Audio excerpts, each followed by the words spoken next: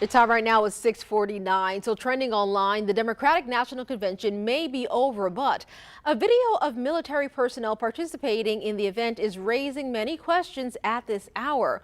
We want to check in now with Brooks Baptiste. He has your buzz.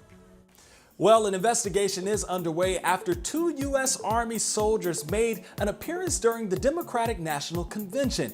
Here is the buzz. In Tuesday night's coverage, 2 soldiers in uniform flanked officials from American Samoa while their territory awarded its delegates during the roll call. The appearance goes against Defense Department regulations, which prohibit all troops from being in a uniform at partisan political or campaign events.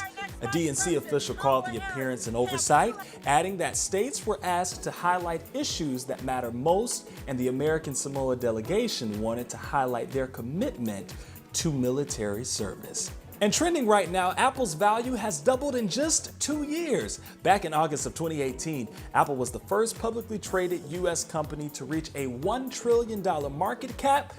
$2 trillion now. That includes Amazon and Microsoft, which have all exceeded that level.